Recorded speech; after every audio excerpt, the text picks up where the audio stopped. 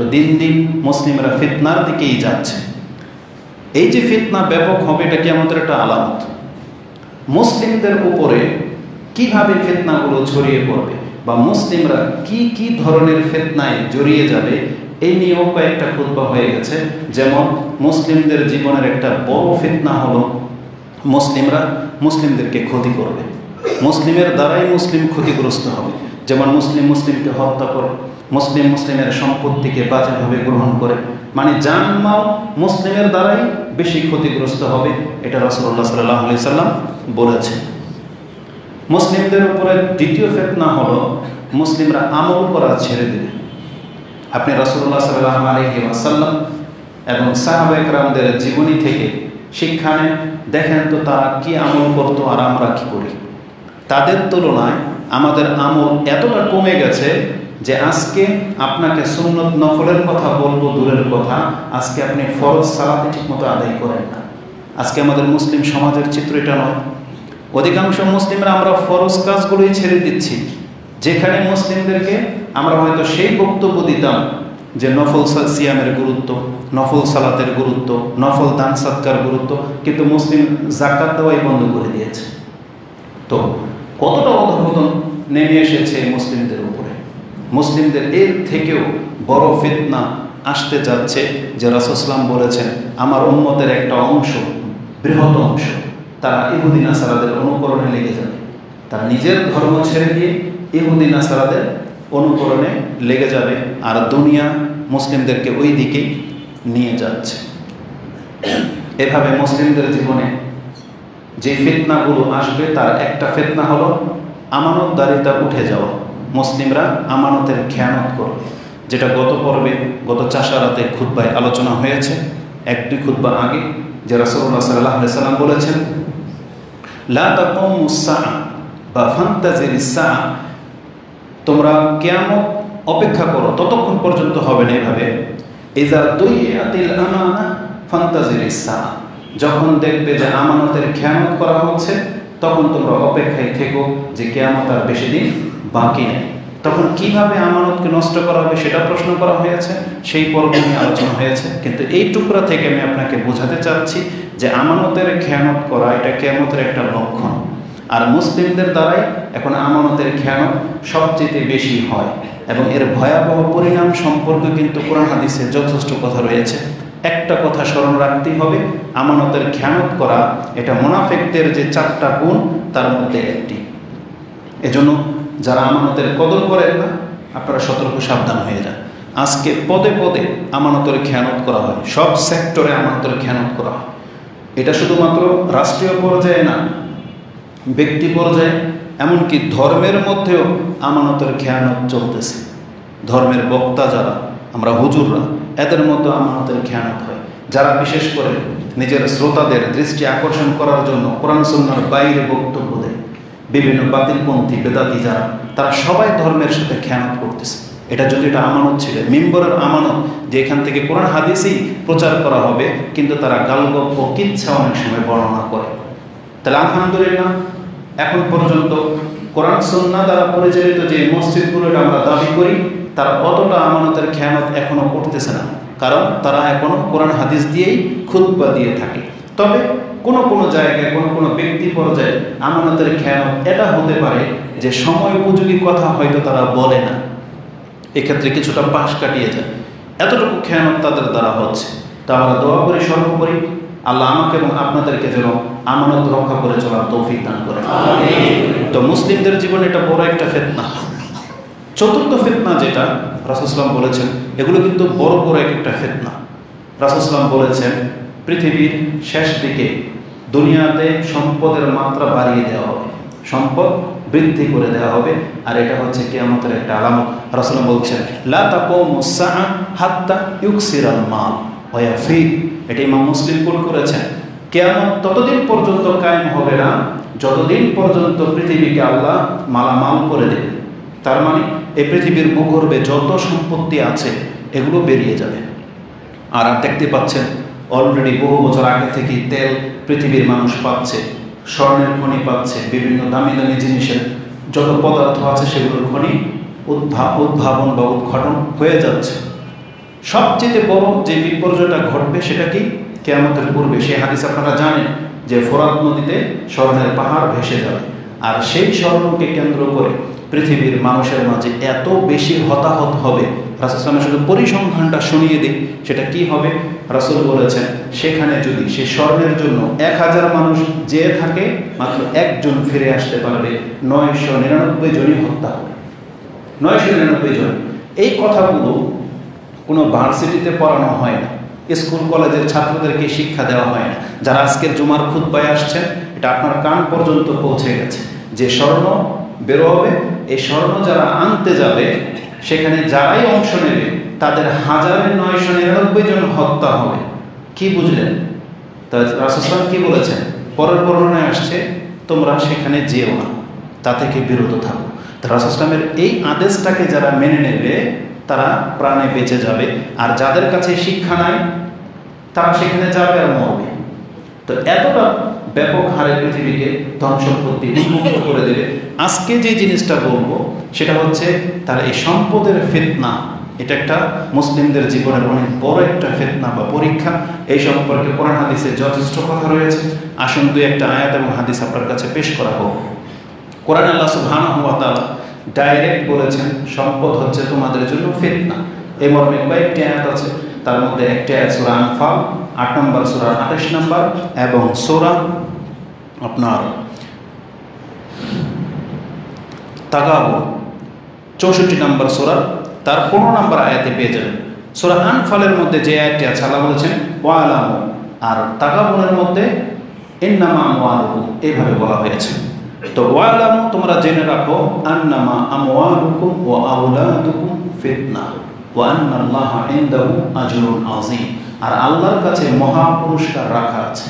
তার মানে আমরা যেগুলো পেয়ে উৎফুল্ল হই, যেগুলো পাওয়ার জন্য নিজের সর্বোচ্চ প্রচেষ্টাটাকে চালিয়ে দিচ্ছি, আল্লাহ বলছেন এটা একটা ফিতনা। আর যেগুলোর জন্য তোমরা প্রচেষ্টা করো না, সে মহা সাফল্য কিন্তু আল্লাহর কাছে আছে। ওয়া আন্নাল্লাহা ইনদাহু আজরুন আযীম, তার মানে মহা পুরস্কারটা আল্লাহ দুনিয়াতে আমাদেরকে দেবে না, ওটা আল্লাহ নিজের কাছে রেখেছে। যারা সেটা পাওয়ার জন্য প্রচেষ্টা করবে এটা কেবল তারাই পাবে। আর অধিকাংশ মানুষ আমরা যেটা পাওয়ার জন্য প্রচেষ্টা করতেছি, আল্লাহ বলতেছেন এটা হচ্ছে ফিতনা। এই ফিতনা দুই অর্থে নেওয়া যায়। এক, যদিও ফিতনা 10টা অর্থে কোরআনে ব্যবহার হয়েছে, 10 অর্থে, যেমন ফিতনা মানে শাস্তি, ফিতনা মানে বিপর্যয়, ফিতনা মানে পরীক্ষা, এইভাবে 10টা অর্থে ব্যবহার হয়েছে। এই আয়াতটাকে দুই দিক থেকে আল্লাহ সুবহানাহু ওয়া তাআলা আমাদেরকে ইঙ্গিত দিতে পারে। এক, ফিতনা মানে হলো বিপর্যয়, মানে যেই জিনিস মানুষকে হালাক করে দেয়, তার দিন ধর্ম সব ধ্বংস করে দেয়, এটাকেও ফিতনা বলা হয়। আর ফিতনা মানে হচ্ছে পরীক্ষা, যে যেই জিনিস দিয়ে পরীক্ষা করা হয়, যে এটা পাওয়ার পরে ওর অবস্থাটা কি হয় এটা দেখার জন্য পরীক্ষা। তা আল্লাহ সুবহানাহু ওয়া তাআলা দুই অর্থেই বলেছেন, সম্পদ এবং সন্তান এটা তোমাদের জন্য ফিতনা। সম্পদ এবং সন্তান পরীক্ষার অর্থে যে ফিতনা শব্দ ব্যবহার হয়, এটা যে আল্লাহ মানুষকে পরীক্ষা করার জন্য দেয়, এই মর্মে কোরআনের অনেকগুলো আয়াত আছে। যেমন সূরা বাকারাতে আপনি জানেন যে আল্লাহ সুবহানাহু ওয়া তাআলা বলেছেন ওয়ানাবলুকুম বিশাররি ওয়াল খাইরি ফিতনা, যেটা সূরা আম্বিয়াতে আছে। আর বাকারাতে আছে যে আমি তোমাদের ধন সম্পত্তি মাল ধন থেকে ঘাটতি করে তোমাদেরকে পরীক্ষা করব, যেটা আপনি 152-53 নম্বর আয়াতে পেয়ে যাবেন। ওখানে ঘাটতি করার কথা আছে। আমি একটা আয়াত পেশ করব, এটা বাড়তি করার অর্থে আছে, যে যাদেরকে আমি বেশি সম্পদ দিই তাকে যে আমি পরীক্ষা করি এটা সে অনেক বোঝে না। যেমন একটা আয়াত নিয়ে নেন, আল্লাহ সুবহানাহু ওয়া তাআলা সূরা সাবা 34 নম্বর সূরা, তার 35, 36, 37 এই আয়াতগুলো পড়েন। তাতে আল্লাহ বলেছেন ওয়াকালু নাহনু আকসারু আমওয়ালান ওয়া আওলাদান ওয়া মা নাহনু বিমুআজ্জাবিন। আল্লাহ বলেছেন ওই সমস্ত মানুষগুলো উক্তি এইটা করে যে যারা অনেক সম্পত্তির মালিক হয়ে গেছে, যাদের সন্তানও আছে, তারা এটা ধারণা করে যে আল্লাহ আমাকে অনেক বেশি পছন্দ করে। এই ন্যাচারাল মানুষ প্রায় ফ্যামিলিতে দেখা যায়। ধরে নেন আপনার আত্মীয় স্বজনের মাঝে এমন একজন ব্যক্তি, সে অত ধার্মিক না কিন্তু ধার্মিকের ভাব দেখায়, কিছু কিছু ভালো কাজ করে, কিন্তু সে অনেক অপরাধের সাথে জড়িত, দুর্নীতির সাথে, খেয়ানতের সাথে জড়িত, কিন্তু মাঝে মাঝে ভালো কাজ করার কারণে আর তার সম্পদ যখন বাড়তি থাকে তখন সে মনে করে কি আল্লাহ আমাকে অনেক পছন্দ করে। আপনি 5 ওয়াক্ত নামাজ পড়লে কি হবে? সেরকম বলে তার আত্মীয় স্বজন যারা আছে, গরিব যদি কেউ থেকে থাকে, বলছে দুটো নামাজ পড়লে কি হবে। তার মানে সে এমন একটা ভাব দেখায় নিজের মাঝে যেটা কাফেরদের চরিত্রের মধ্যে ছিল। তো টাকা পয়সা পেয়ে গেলেই যে আল্লাহ আপনাকে ভালোবাসে তা না, বরং আল্লাহ সুবহানাহু ওয়া তাআলা কি বলেছেন, তারা মনে করে যে আল্লাহ আমাদেরকে ভালোবাসে, ওমা নাহনু বিমুআজ্জাবিন, এবং আল্লাহ আমাদেরকে শাস্তি দেবেন না, কারণ আল্লাহ তো এগুলো দিয়েছেন ভালোবেসে। তারপরের আয়াতে আল্লাহ জবাব দিচ্ছেন, কুল, হে নবী আপনি বলে দেন, ইন্না রাব্বি ইয়াবসুতু রিজকা লিমান ইয়াশা, আল্লাহ যার জন্য চায় তার জন্য রিজিকের প্রশস্ততা করে দেন। ইয়াবসুতু রিজকা লিমান ইয়াশা ওয়া ইয়াকদির, আর আল্লাহ যার জন্য চায় তার রিজিককে কম করে দেন। তা পুরো বিষয়টা হচ্ছে পরীক্ষা শুরু। এজন্য আল্লাহ যাকে দিয়েছেন তাই বলে যে তাকে ভালোবাসেন, আপনাকে আমাকে দেননি তাই বলে যে আল্লাহ আমাদেরকে ভালোবাসেন না, বিষয়টা এটা নয়। কারণ সম্পত্তি কখনো ভালোবাসার মাপকাঠি না, এটা আল্লাহ যাকে তাকে দেয়।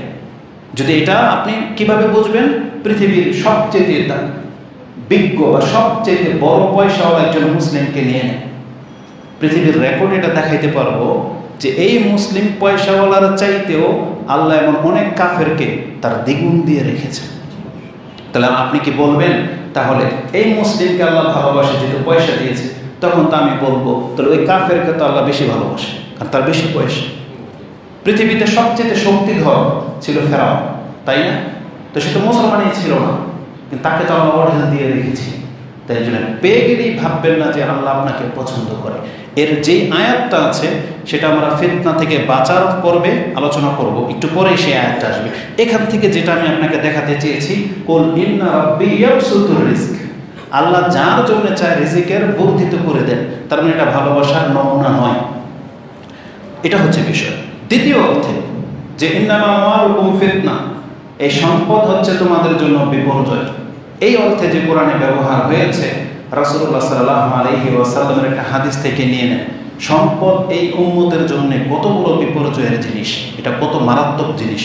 রাসূলুল্লাহ সাল্লাল্লাহু আলাইহি ওয়াসাল্লাম থেকে কাব ইবনে ইয়াদ তিনি বলেন, قال سمعت النبي صلى الله عليه وسلم يقول إن لكل أمة فتن, নিশ্চয় প্রত্যেকটা জাতিকে হালাক করে দেওয়ার মতো কোনো না কোনো বিষয় ছিল যাদের কারণে ওরা হালাক হয়েছে।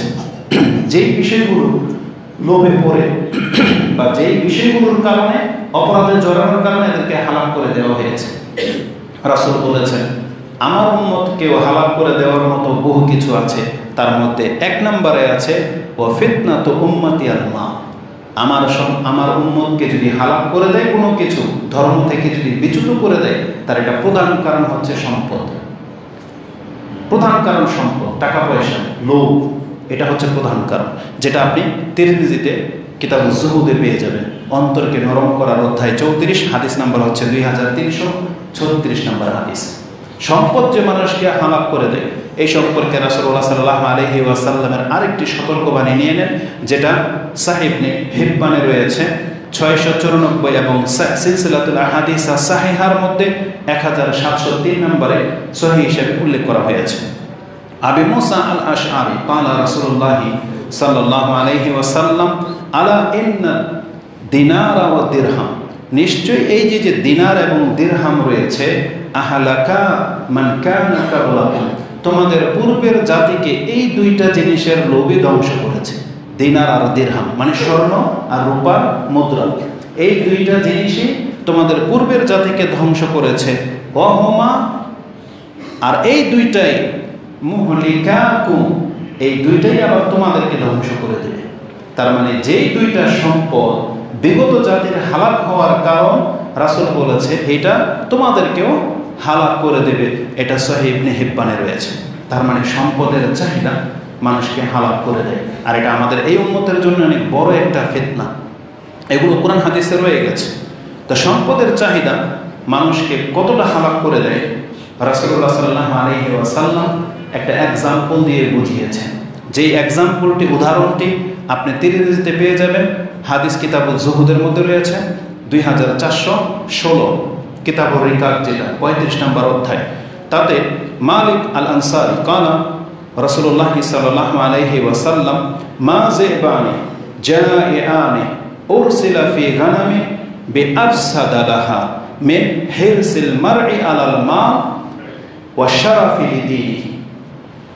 একজন ব্যক্তির টাকা পয়সার প্রতি লোভ তার দিনকে এতটা ক্ষতিগ্রস্ত করে, দুইটা ক্ষুধার্ত নেকড়ে বাঘকে যদি বকরির পালের মধ্যে ছেড়ে দেওয়া হয়, ওই বকরির পালকে ধরার জন্য এ যতগুলো বকরির ক্ষতি করবে তার চাইতে অনেক বেশি ক্ষতি একজন ব্যক্তির টাকার লোভ তার দিনের করে, ধর্মের করে। তার মানে টাকা পয়সার লোভ যার মধ্যে জেগে যাবে, এর ধর্ম শেষ। সে ধর্মকে উপেক্ষা করতে দ্বিধা করবে না। এটাকে যদি আপনি পজিটিভলি নেন, যারা হালাল ইনকাম করেন, ধরেন মুদির দোকানদার, গার্মেন্টসে যারা চাকরি করেন, বা এক কথায় যারা 10, 12, 14, 16 ঘন্টা ডিউটি করেন, সেটা কোনো চাকরি হোক, মুদির দোকান হোক, চালের ব্যবসা বলেন, যেই ধরনের ব্যবসাগুলোতে আমরা জড়িত, যদি তাদেরকে নিয়ে নেন, আপনি দেখেন তো এই ব্যবসা আপনাকে কতটা ব্যস্ত করে রেখেছে। এমন ব্যবসায়ী আছে সে নামাজ পর্যন্ত আদায় করে না, নামাজ পর্যন্ত আদায় করে না। তাহলে তার টাকা পয়সার চাহিদা তার ধর্মকে ধ্বংস করে দিয়েছে। রাসূল বলেছেন, দুইটা নেকড়ে ভাগও ক্ষতি করে না বকরি, যতটা মানুষের সম্পদের লোভ তার ধর্মের ক্ষতি করে। কতটা ক্ষতি করে? ইমাম মুসলিম রাহিমাহুল্লাহ সেই হাদিস এনেছেন যে কত ব্যক্তি সকালবেলা মুমিন থাকে, সন্ধ্যাবেলা কাফের হয়ে যায়। ইউসবিহু রাজুলু মুমিনান ওয়া ইউমসি কাফির, আও ইউমসি মুমিনান ওয়া ইউসবিহু কাফিরা। কি হয়? ইয়াবিউ দীনাহু বিআরাদিন মিনাদ দুনিয়া, সে তার দিনকে বিক্রি করে দেয় দুনিয়ার জন্য। আমরা শুধু এতটা জানি যে অমুক অমুক অঞ্চলের কিছু লোক টাকা পয়সার লোভে খ্রিস্টান হয়ে গেছে। আপনি মনে করেন এটা ধর্ম বিক্রি করে দেওয়া, কিন্তু আমি আর আপনিও কিন্তু পরোক্ষভাবে জড়িত। হালালকে হারাম করে দেওয়া, হারামকে হালাল করে নেওয়া, এটা ধর্মকে বিক্রি করে খাওয়া। আমরা শুধু অনেক সময় ওয়াইজিন যারা বক্তা তাদেরকে বলে এরা ধর্ম বেচে খায়, কিন্তু আমি মনে করি এটা একটা পর্যায়ে হতে পারে। এবং ব্যাংকার যারা ব্যাংকে জব করেন তাদের স্ট্যাটাস তো দেখেছি, তারা প্রত্যেকটা হারামখোর এটাকে হালাল করার জন্য বহু যুক্তি দাঁড় করায়, অথচ চাকরি করতেছে হারাম প্রতিষ্ঠানে। তো এগুলো হচ্ছে ধর্মকে বিক্রি করা। যারা নামাজ ছেড়ে দিলেন, কাজ করতেছেন, আপনি ধর্মকে বিক্রি করে খেলেন, কারণ এই সময়টা আপনার ইনকাম করার জন্য আল্লাহ দেয়, এটা আপনার ইবাদতের সময়। তো এইভাবে যত এক্সাম্পল আপনি নেবেন না কেন, সব এগুলোর মধ্যে অন্তর্ভুক্ত হয়ে যাবে। যে সে দুনিয়ার জন্য তার দিনকে বিক্রি করে দেয়। মেম্বর থেকে কথা বলতে আমরা দ্বিধা করি না। এটা এই সরকারের আমলে না, কোনো সরকারের আমলেই না। যারা নেতৃস্থানীয় ব্যক্তি তারা শুধুমাত্র গদির জন্য, নেতৃত্বের জন্য তারা ধর্মের 12টা বাজিয়ে দিয়েছে। তাহলে হচ্ছে ধর্ম বিক্রি করে খাওয়াবো, অথচ মুসলমান ঘরের সন্তান, কিন্তু সে ইসলামের জন্য কোনো ভূমিকাই পালন করে না, কোনো ভূমিকাই পালন করে না। বরং গণতন্ত্রকে প্রতিষ্ঠিত করার জন্য বহু মুসলমান ঘরের সন্তান রক্ত দেয়। তাহলে তার দিনকে সে বিক্রি করে দিয়েছে। তো মানুষের সম্পদের লোভ এইভাবে তার ধর্মের এতটা ক্ষতি করে। কত ব্যক্তি তার দিনকে বিক্রি করে দিবে, হাদিস আমি আপনাকে বলেছি। বরং আল্লাহ সুবহানাহু ওয়া তাআলা বলেছেন, মানুষের সম্পদের চাহিদা কতটা, আল্লাহ বলেছেন আলহাকুমুত তাকাসুর, আধিক্যের চাহিদা তোমাদেরকে মত্ত করে রাখবে। আলহাক মানে হালাক করে দেওয়া না, মানে আপনাকে একবারে ব্যতিব্যস্ত করে দেবে। আপনার যে একজন রব আছে, আপনি যে মুসলিম, আপনি যে মরবেন, ক্ষণিকের এই জীবন, এটা অধিকাংশ মানুষরা আমরা ভুলে গেছি। অধিকাংশ মানুষরা, সব সেক্টরের মানুষরা, এটা কোনো একটা গোষ্ঠীকে আমি বলতেছি না, এটা সর্ব লেভেলের মানুষরা ভুলে গেছি যে আমরা মরব। আল্লাহ আমাদেরকে তো সৃষ্টি করেছিলেন ইবাদতের জন্য, এটা আমরা ভুলে গেছি। আল্লাহ বলছেন আলহাকুমুত তাকাসুর, কতদিন পর্যন্ত? হাত্তা যুরতুমুল মাকাবির, কবরে যাওয়া পর্যন্ত। এখানে একটা ঘটনা বলে দিই। কিছুদিন আগে এই মাজার কেন্দ্রিক একটা আলোচনা উঠেছে। একজন শেখ বললেন, বা নামের আগে শেখ বা অন্যান্য ঘরানার আলেমরা, তারা দেখবেন ভিডিও ক্লিপ করে যে মাজার জিয়ারত করা সুন্নাহ, কিন্তু মাজারে সেজদা করা শিরক। কথাটা আপনার কাছে ভালোই মনে হবে যে ভালোই বলছে, মাজার জিয়ারত করা সুন্নাহ আর সেজদা করা শিরক। ভুলটা কোথায় জানেন? প্রথম বাক্যে। মাজার জিয়ারত করা সুন্নাহ না, বরং কি জিয়ারত করা সুন্নাহ? কবর। কবর জিয়ারত করা সুন্নাহ। মাজার তো আপনি বানাইলেন টাইলস দিয়ে, প্রত্যেকটা কবরই হচ্ছে মাজার, এটা জেনে নেন। মাজার মানে কি? জিয়ারতের স্থান। তাহলে যে যেই জায়গার জিয়ারতে যাবে সেটাই মাজার আরবি ভাষায়, এটা হচ্ছে মাজার। কেন? আমি এখানে জিয়ারতে আসছি, জিয়ারতের জায়গাকে মাজার বলে। তো এই যে আল্লাহ সুবহানাহু ওয়া তাআলা কি বলেছেন, হাত্তা যুরতুমুল মাকাবির, আল্লাহ তো কবরের কথাই বলছে যে যতক্ষণ পর্যন্ত কবরের সাক্ষাৎ তোমাদের না হয়ে যায় ততক্ষণ পর্যন্ত তোমরা অর্থের পেছনে ঝুঁকবা। তো ওইটা একটা ভিন্ন কথা ছিল, এই জন্য আপনাকে বলে দিই যে কোরআনে আল্লাহ বলেছেন কবর জিয়ারত মানে কবর, ওখানে কবরের কথাই আছে। তো এরা মানুষকে ভুল ব্যাখ্যা করে, টাইলস লেগে গেলে মাজার হয়ে যায় না, যে কোনো কবরই হচ্ছে মাজার। তো এই জন্য কবর জিয়ারত করবে, ওটা হচ্ছে সুন্নাহ। এটা করলে কি হবে? রাসূল তো নিজে বলছেন তাজুরুল মাজার, কি আছে হাদিসে? তাজুরুল কুবুর, নাকি ওখানে আছে জুরুল মাজার? তাজুরুল কুবুর ফাইন্নাহা তুযাক্কিরুকুমুল আখিরাহ, তাহলে তোমাকে এই কবর জিয়ারত কি করবে? পরকালকে স্মরণ করিয়ে দেবে। সুবহানাল্লাহ। তো স্পষ্ট হাদিসের ভাষা থাকতে ওখানে তারা কবর সরাইয়া মাজার বসাই দিয়েছে। আল্লাহ হেফাজত করে এদেরকে। তো আল হাকুমুত তাকাসুর, এই যে আল হাক মানে মানুষকে যে একবারে ব্যতিব্যস্ত করে রাখবে, চাহিদা লেলিয়ান হয়ে যাবে, এটা কাফেরদের চরিত্র। জানেন আল্লাহ সুবহানাহু ওয়া তাআলা কাফেরদের সম্পর্কে বলেছেন, যেটা আপনি সূরা হিজর 15 নম্বর সূরা শুরুতেই পেয়ে যাবেন। আল্লাহ সুবহানাহু ওয়া তাআলা রাসূলকে বলতেছেন এই কাফেরদেরকে ছেড়ে দেন। যে কাফেররা বলবে রুবামা ইয়াওয়াদ্দুল্লাযিনা কাফারু লাউ কানু মুসলিমিন, এই কাফেরদের একটা সময় আসতে যাচ্ছে, তারা আক্ষেপ করে বলবে, হায় দুনিয়াতে যদি আমি পয়সাওয়ালা না হয়ে যদি মুসলমান হইতাম, আমি যদি পুঁজিপতি না হয়ে যদি মুসলিম হয়ে মরতে পারতাম। এটা তাফসিরে কি আছে জানেন? কখন এই ঘটনাটা ঘটবে? একটা কাফের যখন দেখবে যে একজন মুসলিমের শত পাপ থাকা সত্ত্বেও আল্লাহ একে ক্ষমা করে জান্নাত দিয়ে দিচ্ছেন, তখন একজন কাফের আক্ষেপ করে বলবে যদি আমি মুসলমান হয়ে মরতে পারতাম। কারণ একটা সময় আল্লাহর দয়া চলে আসবে মুসলিমদের উপরে, যারা মুসলিম শিরক করে নাই, পাপের কারণে জাহান্নামে চলে যাবে, আল্লাহ নিজে দয়া করে তাদেরকে জাহান্নাম থেকে উঠিয়ে নিয়ে আসবে। এই দৃশ্যটা দেখে কাফেররা সেদিন বলবে রুবামা ইয়াওয়াদ্দুল্লাযিনা কাফারু লাউ কানু মুসলিমিন, যদি আমি মুসলমান হইতাম। আল্লাহ বলেছেন ছেড়ে দেন কাফেরদেরকে।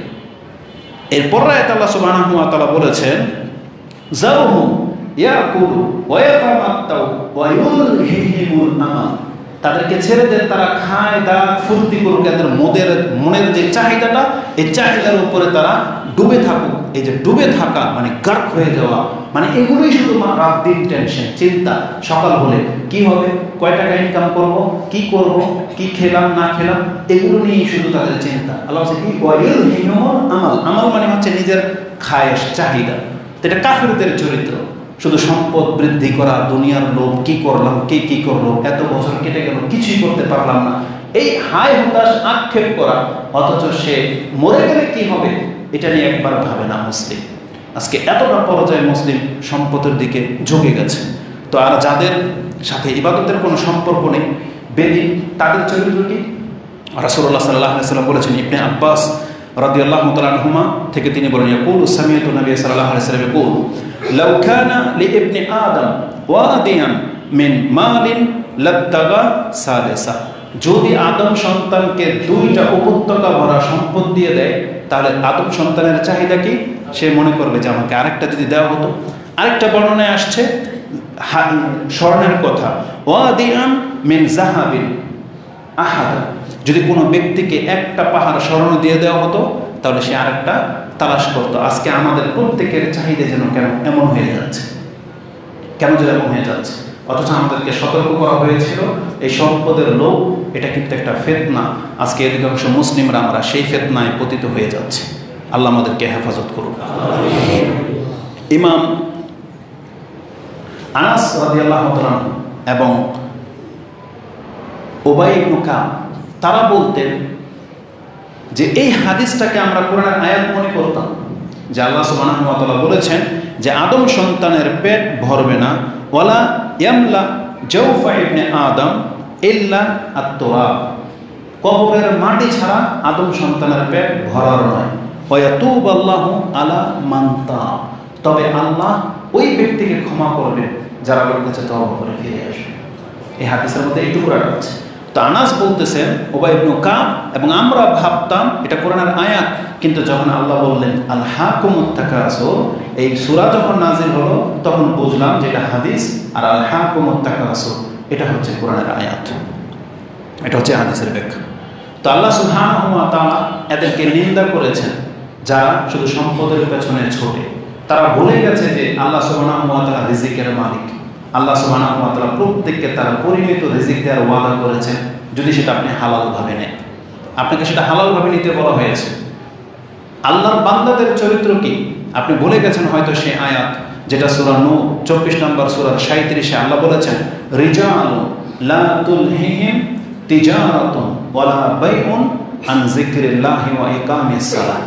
আল্লাহ সুবহানাহু ওয়া তাআলা বলেন রিজালুন লা তুলহিহিম তিজারাতুন ওয়ালা বাইউন আন যিকরিল্লাহি ওয়া ইকামিস সালাহ ওয়া ইতাইজ যাকাত। আল্লাহর বান্দা যারা, তাদেরকে কখনোই ব্যবসা বাণিজ্য, তার ব্যস্ততা আল্লাহর জিকির থেকে এবং নামাজ কায়েম করা থেকে, সালাত কায়েম করা থেকে এবং যাকাত প্রদান করা থেকে বিরত রাখে না।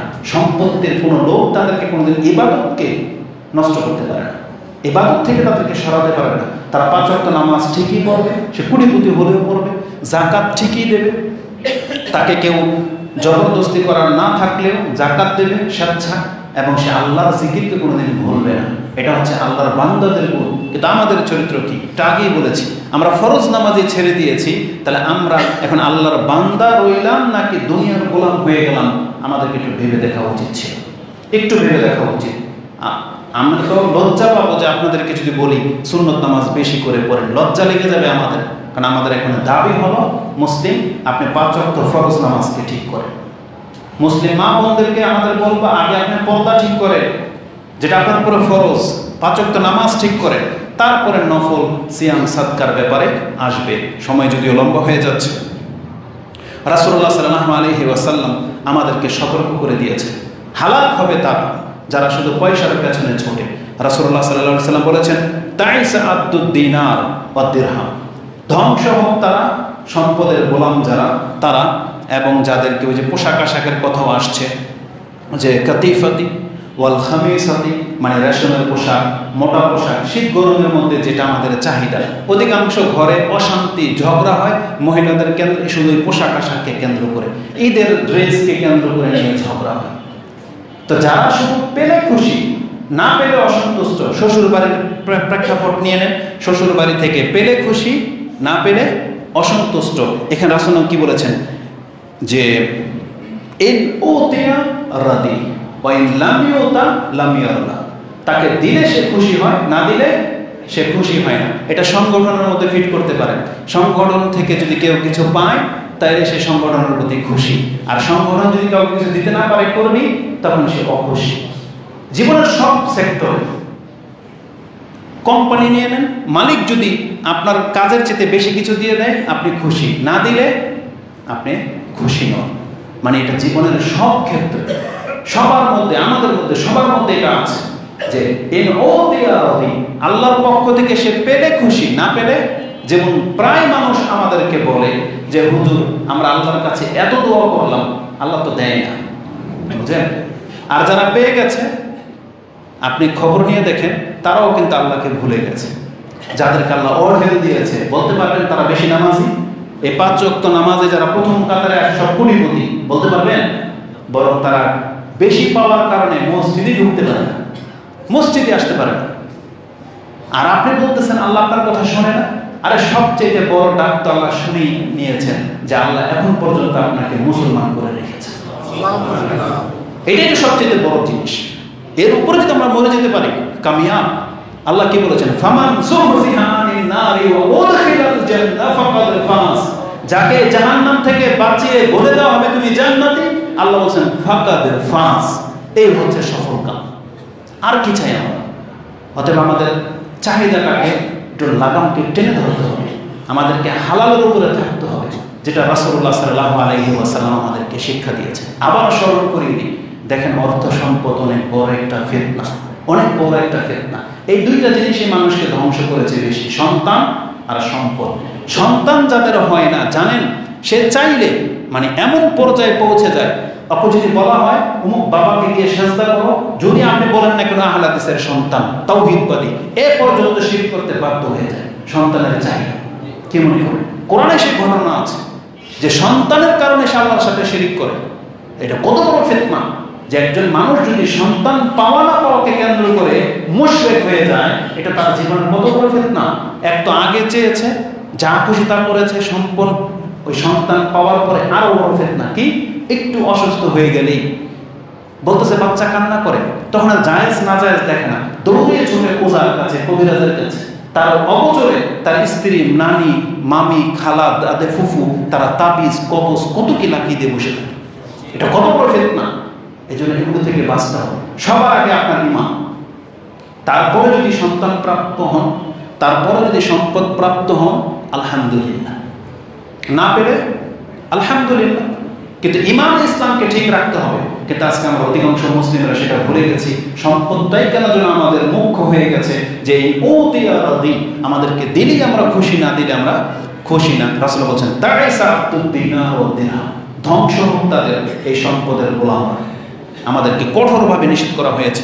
আল্লাহ যেন আমাদেরকে বোঝার এবং সে অনুযায়ী আমল করার তৌফিক দান করেন। আকুলু লিকাউলি হাযা আস্তাগফিরুল্লাহ লি ওয়া লাকুম ওয়া লিসাইরিল মুসলিমিন ফাস্তাগফিরু ইন্নাহু হুয়াল গফুরুর রহিম।